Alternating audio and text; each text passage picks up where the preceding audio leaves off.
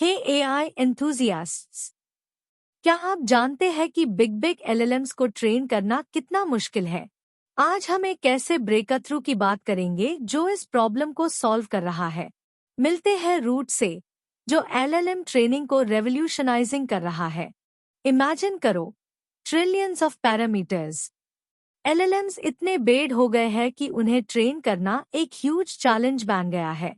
जैसे जैसे model scale होते हैं, ट्रेनिंग में इंस्टेबिलिटी बढ़ती जाती है। इसके लिए हमें कुछ नया चाहिए। हम एडम डब्ल्यू म्यूऑन जैसे ऑप्टिमाइजर्स यूज करते हैं, बट बेड मॉडल्स पर ये भी रुक जाते हैं। सोचो एक सेकंड, एडम में न्यूमेरिकल इंस्टेबिलिटी और म्यूऑन के फिक्स्ड मेथड्स हर लेयर के लिए काम नहीं करते। ये एक बॉटलनेक है। अब ट्विस्ट आता है।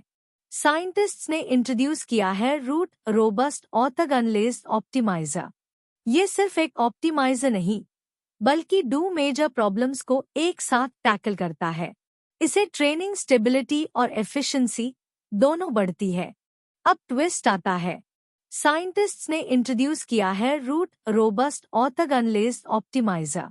ये सिर्फ एक ऑप्टिमाइजर नहीं, बल्कि डू मेजर प्रॉब्लम्स को एक साथ टैकल करता है। इसे ट्रेनिंग स्टेबिलिटी और एफिशिएंसी दोनों बढ़ती है। ये सुनकर चौंक जाओगे। देखो, एक टेबल में दिखता है कि कैसे अलग अलग मैट्रिक शेप्स पर ऑर्थोगोनलाइजेशन एरर कितना वेरी करता है। स्क्वायर मैट्रिसेस में एरर बहुत ज्यादा होता है। फिक्स्ड कोएफिशिएंट से काम नहीं बनता। रूट का पहला सॉल्यूशन, अडा न्यूटन यानी अडैप्टिव न्यूटन इटरेशन। ये फिक्स्ड कोएफिशिएंट्स को हटाकर हर मैट्रिक्स डायमेंशन के लिए स्पेसिफिक कोएफिशिएंट्स लर्न करता है। मतलब, हर लेयर को उसकी जरूरत के हिसाब से प्रिसिशन मिलती है। सोचो एक सेकंड, कैसे अडा न्यूटन हर मैट्रिक्स एम ए के लिए बी सी वैल्यूज को ऑप्टिमाइज करता है। इसे नेटवर्क के हर लेयर में कंसिस्टेंट और हाई प्रिसिशन अपडेट्स मिलते हैं। ये है ट्रू कस्टमाइजेशन। दूसरी बड़ी प्रॉब्लम है आउटलेयर इंड्यूस्ड ग्रेडियंट नॉइज।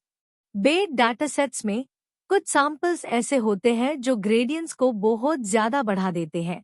ये आउटलियर्स ट्रेनिंग प्रोसेस को पूरी तरह डिस्टेबलाइज कर देते हैं।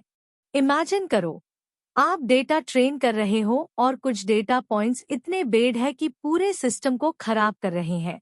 इस ग्राफ में देखो, ग्रेडियंट डिस्ट्रीब्यूशन में एक लॉन्ग टेल दिखता है, यही है आउटलियर्स। ये अपडेट्स को एराटिक बना देते हैं। रूट का दूसरा सॉल्यूशन, सॉफ्ट थ्रेशहोल्डिंग। ये एक स्मार्ट टेक्निक है जो ग्रेडियंट को दो पार्ट्स में डिवाइड करता है, एक क्लीन बेस कंपोनेंट और एक नॉइजी आउटलियर कंपोनेंट। एफआईआर सिर्फ क्लीन पार्ट को हाई अपडेट के लिए यूज किया जाता है। ये कैसे काम करता है? सॉफ्ट थ्रेशहोल्डिंग एक स्मूथ श्रिंकेज अप्लाई करता है एक्सट्रीम वैल्यूज पर। ट्रेडिशनल हार्ड क्लिपिंग की तरह एब्रप्ट कट नहीं करता, बल्कि ग्रेसफुली नॉइज को रिड्यूस करता है। इसे इम्पोर्टेंट ग्रेडियंट इन्फो लॉस नहीं होती। 2. रूट की असली स्ट्रेंथ कहाँ है? इसकी डुअल पावर में अडा न्यूटन की अडैप्टिव प्रिसिशन और सॉफ्ट थ्रेशहोल्डिंग का नॉइज सप्रेशन। ये दोनों मिलकर एक यूनिफाइड अप्रोच बनते हैं जो एलएलएम ट्रेनिंग को सुपर स्टेबल और एफिशिएंट बनाता है।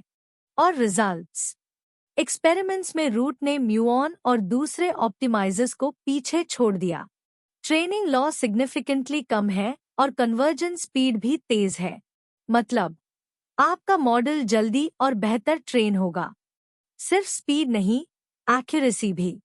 रूट ने एलएलएम बेंचमार्क्स पर एडम डब्ल्यू और म्यूऑन से बेहतर परफॉर्मेंस दी है।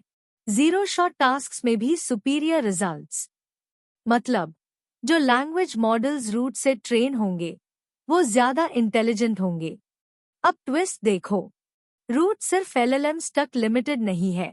इसकी वर्सटिलिटी इतनी है कि इसने इमेज क्लासिफिकेशन टास्क्स में भी टॉप टियर परफॉर्मेंस दी है, जैसे सिफार 10 डेटासेट पर। ये प्रूव करता है कि रूट कितना जनरलाइजेबल है। 2. रूट गेम चेंजर क्यों है? क्योंकि ये मॉडर्न एआई ट्रेनिंग की सबसे बड़ी प्रॉब्लम्स को सॉल्व करता है। ये एक नया पैराडाइम सेट करता है जिसे फ्यूचर एआई मॉडल्स को ट्रेन करना और भी रिलायबल और एफिशिएंट हो जाएगा। सोचो एक सेकंड, इसका फ्यूचर क्या है? जैसे जैसे एलएलएम्स और कॉम्प्लेक्स होंगे, रूट जैसे ऑप्टिमाइजर्स और भी जरूरी हो जाएंगे। ये नेक्स्ट जनरेशन एआई सिस्टम्स को डेवलप करने का रास्ता साफ कर रहा है। Exciting times ahead. Finally, root सिर्फ एक ऑप्टिमाइजर नहीं, ये एआई रिसर्च में एक बिग लीप है। इसने स्टेबिलिटी और परफॉर्मेंस के सारे इश्यूज सॉल्व कर दिए हैं। For watching. अगर ये वीडियो वैल्यूबल लगा तो लाइक और सब्सक्राइब जरूर करें। कमेंट करके बताएं आपका फेवरेट पार्ट कौन सा था।